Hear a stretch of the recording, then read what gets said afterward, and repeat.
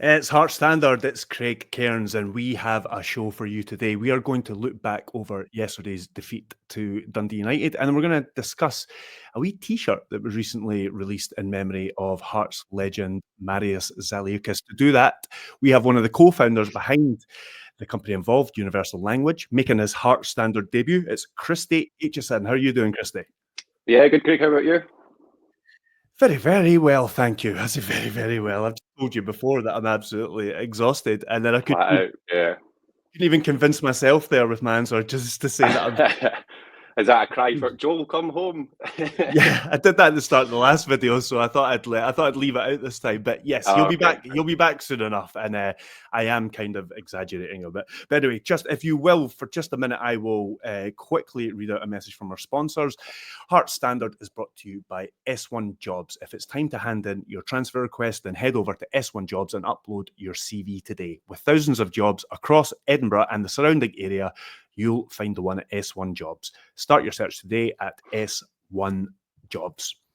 Now, as I said, we're going to discuss a couple of things today. We will get to your t-shirt in a wee while, but we'll talk about the disappointing defeat to Dundee United yesterday to begin with. Hearts, after Saturday's results, defeats for St Mirren and Motherwell meant Hearts had it in their own hands to secure top six with a win. They ended up losing 1-0, reduced to 10 men in the first half. Just firstly, Christie, what were your overall thoughts on the game? I think what you said there about how it was in our own hands, it was the first concern. I think if we'd played on Saturday and we didn't know we just need the win to get it, I'd probably have felt more confident. But in saying that, I still thought we should have had enough to beat Dundee United. The way we've been playing the last few weeks, obviously Celtic aside, it did seem like we'd kind of turned a corner, so a bit concerning there. In terms of like general play yesterday, or I don't know, certainly the team, happy to see McCart and Steinling are back together. I think, all around the goal aside, probably pretty solid at the back yesterday. A few moments, but I think that's one area we've certainly improved on as defence. But yeah, just I don't know. There was just a bit. It was a bit overly cautious at times yesterday in terms of the play. People were a bit too scared to shoot. One of my mates that I sit with described it as that sort of prime Arsenal, like just try to pass it into the net, but we don't obviously have the quality. So yeah, it was disappointing. Even kind of when we went one goal down, you just never felt like we were going to score. And saying that, we still had majority of the possession. The ball was mostly in the Dundee United half. We just didn't seem like we could find that killer pass, or, as I say, no one seemed to want to take a shot from outside the box. One thing I'd say for Shankland when he came on is he did. There was a couple of times when he got on the ball and just kind of went for a shot. But a strange game. Disappointing, as I say. But you can kind of like let the Celtic game slide, but that kind of changes things yesterday. And classic Hearts leaves it all to play for on Saturday now, when we could have kind of been home and dry yesterday. It seems to be, to me, it was the latest installment in Hearts creating a lot of chances and not taking them, or not taking enough of them. There's been games, I've said it recently as well, there's been a couple of wins recently at Tynecastle. St Johnstone and Motherwell are the ones that I always go to. 2-1 and 1-0, I think they were. And both of those games, Hearts were far and away the better side, dominated the vast majority of the game, and created many more chances than the scoreline suggested. But the fact is, they didn't take enough of them. Yeah. And then Critchley mentioned yesterday the Rangers game, the Celtic game at home.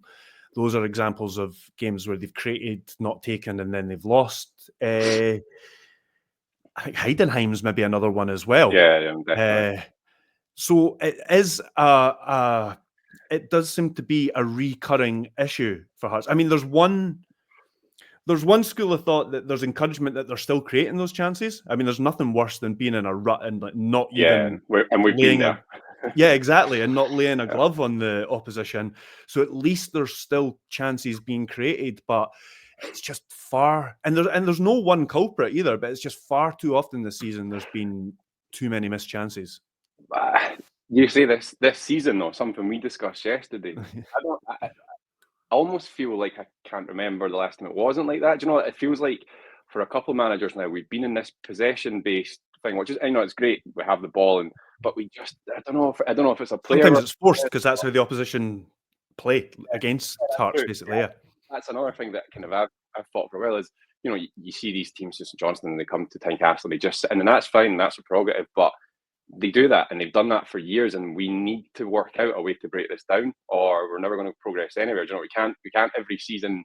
And I'm a culprit of it when, you know, we struggle against a St Johnstone or Ross County at home. I was like, oh well, you know, they came and they sat in, and it's difficult. But I mean, yeah, that's just the reality of Scottish football. We're going to have to work out a way to get around it.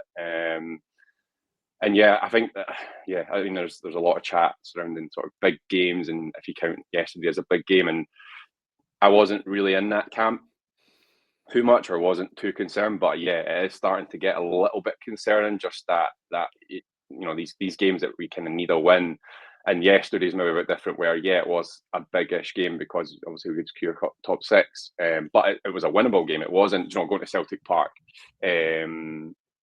Yeah, it's difficult, and you can't be almost like too down on it because obviously we did lose a man, and as we said, we did have the majority of the possession and we had chances, but it's a bit concerning. My other concern is, you know, we get to next week, we sneak to the top six, we win against Motherwell, and we get in there. But the reality, if you look at the table now, is that the points difference between us and Dundee United, we're going to just be in that situation where every game is just, oh well, it's just a free hit because it doesn't really matter. We can't go down the way, but we're probably not going to get Dundee United. And it's just, and you know, if we lose a semi-final, then the rest of the season's just pointless almost. We've been there 100 times before as well. So yeah, that's a bit of a concern for me. Hearts' top six record is also terrible as well. So not that I don't want Hearts to qualify for it, but I wouldn't expect too many points if they do get in there. You're looking at 5 big games, aren't you? Really? Do you know, like against that, teams that they've not won against. Yeah, this exactly. Season.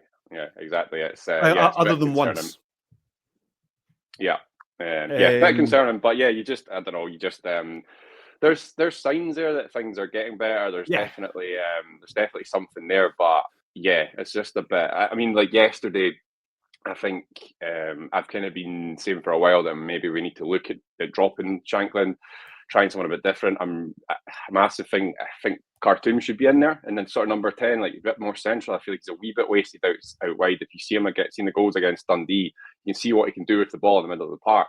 So I was a bit disappointed that he wasn't the one that was given the nod, and I thought Grant was a wee bit quiet, but I'm not kind of in the anti-George Grant camp. I think he's all right, especially this season. He's done fairly well. It's not that. I just thought he was a wee bit quiet yesterday. Again, you obviously have to give him that they had to cover for losing the man. So, I just wish we'd maybe seen Khartoum in there to give him a wee chance at that. But maybe that'll come, because I'm quite impressed with Khartoum. I think hear some grumbles, but the guys came off. From what I understand, he's came off a close season, so it's a fairly decent start for someone who's not had a proper pre-season in them. I think I do want to come back to Khartoum, but just something you said before. I'm definitely more doubtful about the way things are going because of some recent results. But at the same time, I think it's still been quite a good turnaround. I still think there's a lot of movement in the squad that Critchley needs and wants to do, and he's kind of working with what he has to an extent. Now, I know Hearts' resources and all that still way outstrip a lot of their opponents that they're playing, but he's still in the early process of getting the squad that he wants. And is there an argument to say that he got it right against Dundee United there, and Hearts created the chances, they just didn't finish them? So in terms of setup and exploiting the space in the United setup and creating chances, Hearts have done well. There's only so much he can do. You can then make an argument about the second half and the changes he makes, and whether he's quick enough to react to the triple substitution that Dundee United make, and if they put more width on, you can maybe say that. But in terms of the start of the game, up until the red card, and then he can't do anything about the red card. Again, that's just an individual error.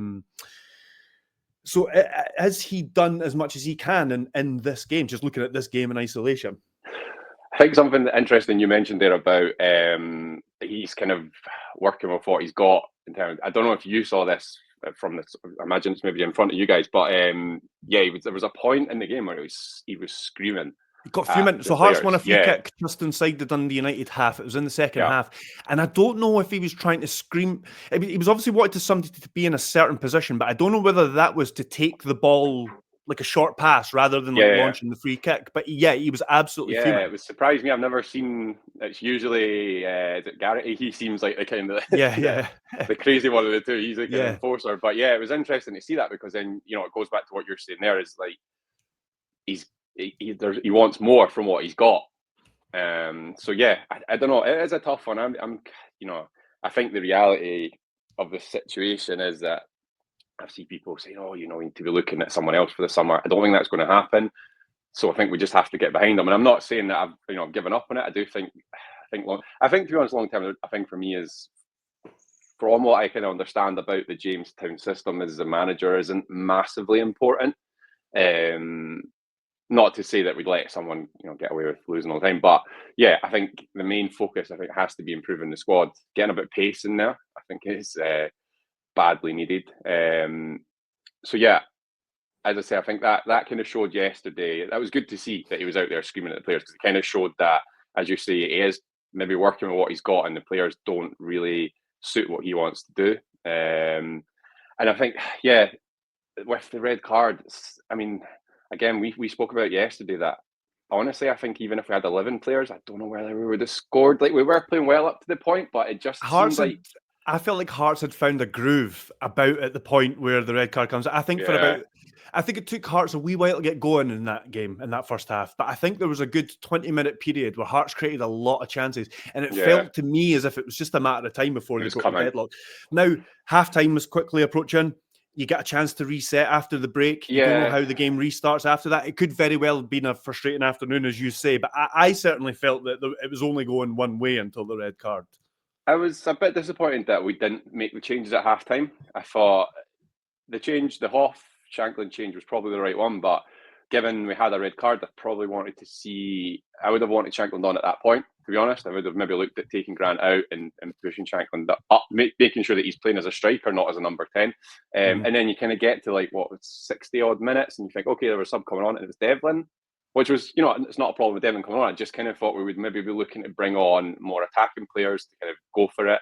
I think that was before the goal, if I remember rightly, as well. It was, because I remember thinking the same. I thought they were going to change the shape. I actually thought, because I think that was after the triple change that Dundee United made and basically brought on two wingers. They started the game with two wing backs, and they brought on two wingers, which I thought they probably should have done. Like you're saying, at half time, I thought maybe Dundee United should have done that at half time. Yeah. But anyway, I mean, they've won the game, so who am I? But I can't remember where I was going with that. Just the Hearts substitute. Devlin. So when Devlin came on, I thought Hearts were maybe going to go... I thought maybe Grant was going to come to the right and Hearts would go a bit more of a flat midfield four. But that's a wee bit more... That sounds a wee bit more defensive than Critchley's instincts, I guess. But he played on the side of the diamond, and... not that I'm saying he can't play the position, but in comparison to Khartoum, he got the first thing he did was got the ball sort of down the right, not quite down the right wing, but out wide on the right. And he just seemed a bit more tentative on what to do with the ball at his feet than Khartoum maybe would have been. And that's where I think that when Joel and I have spoken in the past about the diamond not suiting Benny, having Benny and Devlin in there, that was maybe the kind of thing that we were talking about. So I don't know, I wasn't entirely sure what Critchley saw for the substitutions, but obviously it's difficult with 10 men. We should definitely put that caveat. But it certainly didn't work. You're right. Hearts didn't really look like scoring for all the possession that they had. No, I think what you were saying about Devlin there as well is something that I've kind of discussed with people this season. Is feels a bit like what's happened is he's learned. I'm good at certain things. I'm good at winning the ball back. I can pass, short.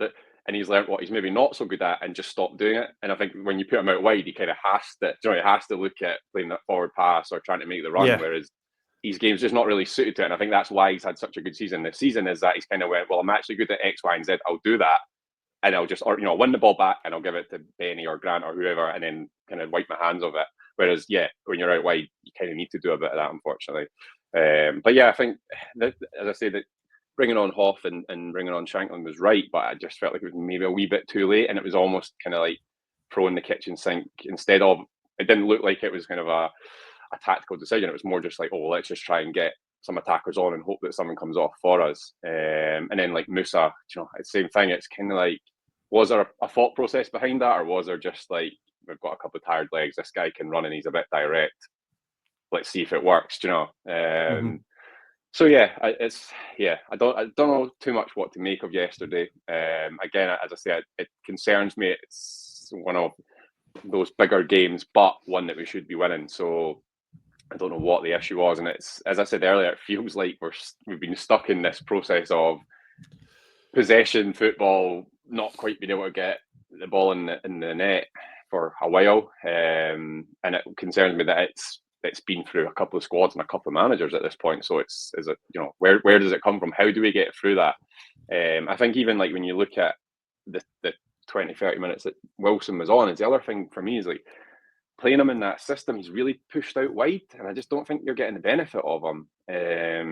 He's fair play to him. He'll chase the ball down, and he's from what I understand, he's trying to bulk up a bit. But at the moment, he's a 17, 18-year-old boy, so he's not the biggest, but he will put himself about. So fair play to him in that sense. But I feel a bit sorry for him in the sense that we're just kind of pushing him out wide a little bit when that's not, from what I understand, his natural position, and it's not where his instincts lie. Some of the chat I've seen, I'm not even going to go into it, but some of the chat surrounds I think part of it is maybe he's played a lot of football recently, and I actually predicted that it would be him and Shanklin that came out of the team because I thought partly his age and stuff, but it didn't. And like, fair enough. I mean, I'm not saying that's necessarily why he's got sent off or anything like that, but I thought the same, that we'd maybe give him a few weeks out just to kind of I thought so, yeah. But to speak to your point, I think it's not right that Hart should be relying on him. I think you're right about him kind of being slightly pushed out of position, and I don't agree with. He's way down the list of Hearts players that deserve criticism for how. I'm not even going to go into it, but I'm almost just laughing at some of the stuff. I'm like, it's just, for me, it's this thing of what we see every season is I want to see more young players. I want to see young guys getting on the park. What's the point in the academy? And then the guys get a chance. The guy has had interest from Premier League teams. He's getting Scotland call-ups. Well, I know there's certain things about Ireland, whatever in there, but he's got potential. And then you've got like guys saying, not good enough. It annoys me because, these guys read these things, and other young players read these things as well. That it's going to be in their head, and you got a young guy who maybe wants to move club, and we're trying to get him in, and they can look at what's been said about other players. So I just think we really need to get behind these guys. If it doesn't work out, it doesn't work out. I don't know.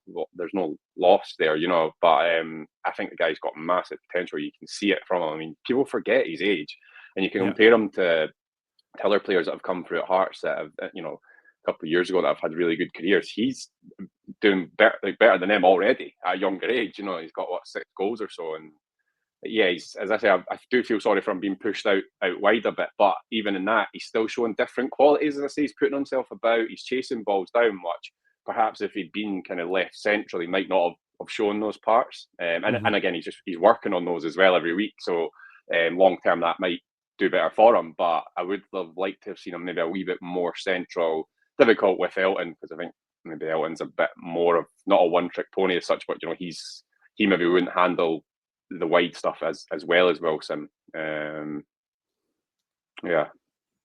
think one of the things is, and not just from yesterday, but I think one of the things he has to work on is his decision making sometimes. But again, like you say, so young, and he's still learning. But there's definitely a lot of potential there. Something I would say, I might have read this whole situation wrong, but I was impressed, or not impressed, but I thought it was good, was that I noticed when he went down the tunnel, Shanklin was up straight away and ran down the tunnel. He followed him, which I thought was a really nice thing to see. I would have, if I'm honest, I would have liked to have seen Cripsley maybe grab him on the way off and put an arm around him and say, these things happen, head up.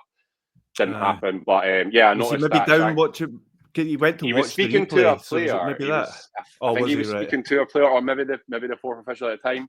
Yeah, I'm not saying he purposely ignored him. I just, No, of I would course, have hoped that. But yeah, Shanklin was instantly up, run down the tunnel. So that's good. Obviously, a guy that age, it needs to be said to him that these things happen, and they do happen.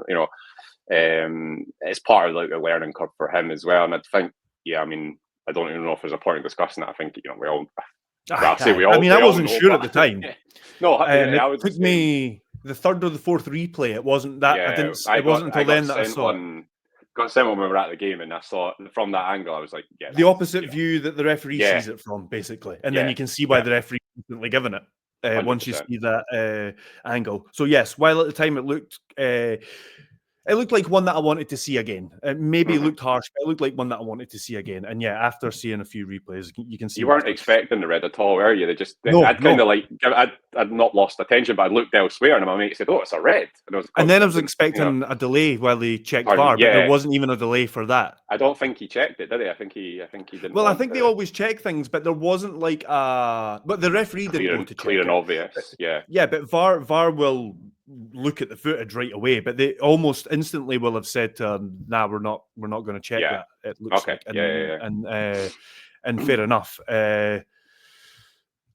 Just before we finish up in the game, to go back to the substitutions, Devlin, I think, just adding one line about this. Devlin, one reason I can understand him coming on, being the first substitution coming on, is because he can cover the ground that two players can. So I can kind of understand in a 10-man scenario bringing Devlin on, even if he maybe wasn't used as well as he could have been, or he didn't get into the game as well as he could have been.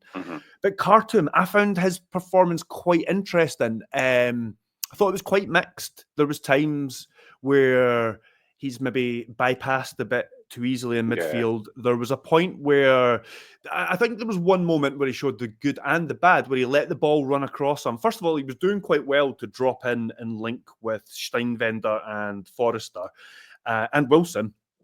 And he dropped in about the halfway line, let the ball run across his shoulder, kind of sort of gave the defender the dummy and drove on.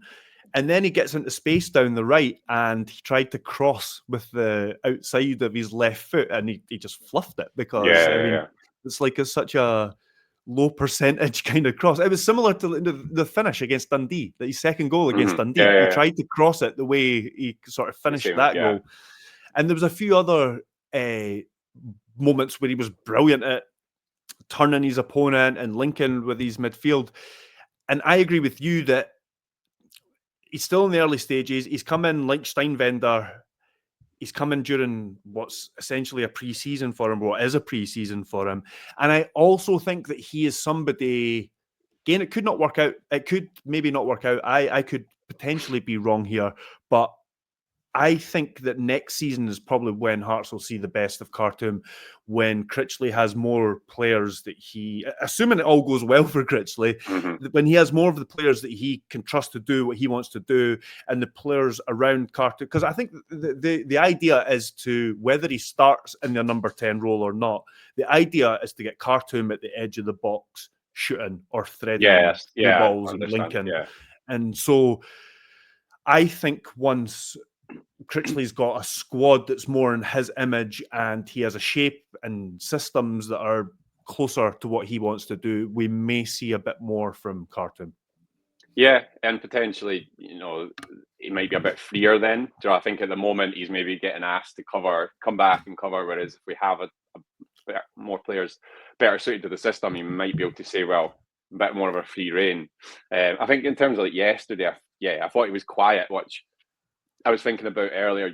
I would have said the same about Spittle, which is a whole other conversation. But yeah, both very quiet. And yet still, as we said, we still had the majority of the ball. We still made, I don't know if we made good chances, but we made chances. So that's maybe encouraging that we had two of our more attacking players who had a bit of an off day, but we still managed to kind of make chances. But yeah, I'm excited. I'm between the two, I don't know which one more. Certainly Steinwender so far has been great. Whether there's And now that a next mistake level, aside. whether there's now a next level he can take it to next season, I don't know. But Khartoum, I do definitely think I think it's naturally, like, I think coming in with no sort of pre-season, coming in, a couple of weeks ago he was sitting on his couch with his feet up, and then he's next thing he knows he's playing at Tynecastle. So definitely think in terms of the Jamestown kind of thing, that's a good start. Looking at these players, and even McCart, if I'm honest, I wasn't overly excited by it. I was, you kind of think it's a bit more. You could see the thought process with what we kind of understood of Steinwinder, a wee bit better on the ball. McCart kind of meat and potatoes guy, but it seems to work well. As I said earlier, like when you see those two names on the team sheet, you're fairly happy, and you know that we're going to be pretty solid at the back. As you said, a wee mistake for Steinwinder yesterday, but I think all in all, so far he's done well. And I mean, if there is another level to him next season, then great. But I think even this level, if he can maintain that, and the other good thing about it, certainly like with McCart and even like Khartoum, I think he's 27, is he, Khartoum? I think is he not 29? Is he 29? So yeah, he's a wee bit older, I believe. It's an interesting one with these guys because they come in and from like with Steinwinder, from what I understand, we paid a fair bit of money, but you think, well, you're not maybe looking at selling them on. So it'd be quite nice maybe if you do have these guys that are playing well every week, but we're not kind of going, all right, well, January's around the corner. Do you know, like we're going to end up losing them? Yeah, I think that's what Khartoum and McCart are. I think I've said that previously when Joel and I have been talking about it on here, that, there's some of the signings that they're definitely aiming to develop and flip. And then there's, or if the right bid comes in at the right time, like someone like Oyegoke. But there's also ones like they're not signing 29-year-old Sander Khartoum on was it a 3-year contract? Was it a 4-year? I can't remember. But they're not signing him. I think it was, they're not signing him to flip him. Same with McCart, who's a wee bit younger at 27. But again, I don't think he's somebody who they're bringing in to sell on in a few years. I could be wrong, but to me, that's. I think when you look at how they done it at Brighton, like that's a good kind of case of model, obviously, and as I say, it's nice because if these guys turn out to be good and the signs are there so far, you're not like sitting thinking, well, that's great, but in a couple of weeks' time they're going to be gone and we're going to be needing a replacement. It's an interesting kind of change to the system we used before, and I think there's probably a bit of like with McCart especially, you're probably a bit like, oh, I thought we were going to be going after Belgian, like unknown Belgian guys, but I think again, if you look at Brighton, the signed guy, older guys have got a bit of experience in there that are lower leagues from the lower leagues and stuff. Some of them, I think it's definitely, you can already see the kind of parallels with what they've done at Brighton to what they're doing at Hearts. I think there's definitely signs so far in terms of those 2 or 3 signings are good, and that's obviously, I think, maybe a bit not last minute, but it was kind of like, right, we need stuff to plug the gaps at the moment. Hopefully they'll kind of been working in the background right now and for the last few months on the summer, the ideas for the summer, and maybe starting to put sort of feelers out for certain players so that we can hit the ground running. I mean, at this point, I was going to say for Europe, but at this point probably challenge the League Cup. So but that'll come around quick enough. Oh my God. I thought I'd left the League Cup group stages behind in my last job. I thought I really hope that for once we get these guys in. I hate that, like, you play the League Cup games or even like the European games and it's kind of like the same squad, and then we end up going out of Europe, and then we start signing players and like, you not have done this weeks ago, do you know? And like, but they're quick out the blocks in January, so hopefully the summer's the same. It's true. As I say, they've had months now to kind of work on ideas, and they've got a good idea of what the squad that we've got, what's wrong with it, what needs fixed, what we're looking for. So hopefully, I mean, that'll keep you busy, certainly, if we get into the summer and you think, all right, I've got a couple of weeks off, and then it's just like signing. Exactly. That's exactly how it works. You think it's going to quieten down, and it doesn't. Anyway, we have probably gone a wee bit over time on the game there, but we're all good. We're all good. As long as you're happy to hang around, I'm happy too. We're going to go on to talk about your, I don't know, labour of love, baby. I don't know. You can describe it better than I can, but the T-shirt that came out recently, part of a wee range of clothing that is Hearts related. It's the company is, am I right to call it a company? Universal Language. You are a co-founder. You want to describe first of all how this came about? Yeah. So yeah, it was probably like not the Christmas year, the Christmas before. Got sort of most of my dad's Christmas present. I was looking for a little something to add on, maybe like 30, 40 pounds, and obviously he's a Hearts fan, so just looking around for something to get him. And yeah, there's a lot of stuff out there, you know, football related stuff, and it just kind of dawned to me that a lot of it was maybe on sort of cheaper material, like blank T-shirts, or was maybe old designs, or you know, there was just something not quite right with it there. So I've come from a marketing background. I've got sort of my own marketing company, and I spoke to a friend I went to school with who works in branding and design for within the football industry. So kind of sat down and said, no, I think there's something here. Like our idea was T-shirts or designs that aren't in your face about Hearts or the team. It's about, you know, the cool designs or and you can wear them. You could wear them into a pub, and you know, people wouldn't go, "Oh, that's a Hearts t-shirt," but people that are Hearts fans can recognise, for example, like the Rudy Scatchel t-shirt or the Gorgie Fish Bar t-shirt. Like people instantly recognise. The other thing for us was the quality. As I said there, my concern with a lot of what I was kind of looking at before was like the quality wasn't quite there. And you know, it's the kind of thing you buy and then you wash it once and it's shrunk, or the print's all peeling. So that was an important thing for us. And I don't even want to tell you how many. I've got a massive bag of all the samples that we kind of bought to try out. It's just one of the 100 things that my girlfriend currently has to put up with in the house for these t-shirts. So yeah, I've got this massive bag. It took us ages to go through all these different types of t-shirts, different colorings, different thickness and stuff. We eventually found the right one. And that's what we use for all of the t-shirts now. So yeah, it's we kind of kicked off. I mean, to let you in on a little kind of behind the scenes, at the start of the season, we said we had everything ready, and we're like, right, we'll launch after this game of the weekend. Like I think it was like the second or third game of the season. We're like, we'll launch after the game, and then we got beat, and we're like, oh, okay, we better push it back to next week's game. And then obviously start of the season, it got to the point. I think we actually launched it after. I think we got beat off Motherwell because we were just like, we can't keep pushing this back. So yeah, launched. Maybe you were the jinx. Yeah, I'm starting to get worried about that, to be honest. Yeah, launched initially with a couple of like printed t-shirts. People might have seen the Gorgie Fish Bar one. It's actually really cool. I've actually got some pictures ready. I was, as you were talking there, I was just getting this one ready because I didn't have for it. Yeah, I didn't have this one ready, but I've got some of the Zalucas ones ready. So I was getting that ready as you were talking. Sorry about that logo. No, that's all right. I went over to Bruges, obviously, with Peter, the other founder, and we were like, oh, I wonder if we'll see any of our t-shirts. We got there, and we went to meet some people that were already there. I can't remember the name. We walked into an Irish bar. Guy walks past Gorgie Fish Bar t-shirt. Like, oh, that's really cool, you know, to see it like out in the wild. So yeah, I think yeah, as I say, the main thing for us kind of with it was good quality t-shirts. Everything's like sort of 220 GSM. Anyone that's bought them will know like they're a nice thick material, the embroideries like a really high quality as well. So yeah, kind of to come on to the sort of Zalucas thing. I think it was something that we discussed from the very start, that if we were doing this, we want to, at some point, that's one we want to do something for Marius, but you know, we want to do it right. We want to make it kind of special for Marius. So we thought, well, you know, M&D Scotland obviously is a great place to start. So we decided we wanted to make a donation for everyone sold to M&D Scotland. We dropped them an email just to say, oh, you know, is that, obviously we want to donate money, but I just want to make sure you guys are okay with it. Like, they email back and they're like, oh, can you jump on a call? And I was like, oh, they're going to say for whatever reason we can't do it, kind of thing. But they were great. Have been great. And they're really on board with it.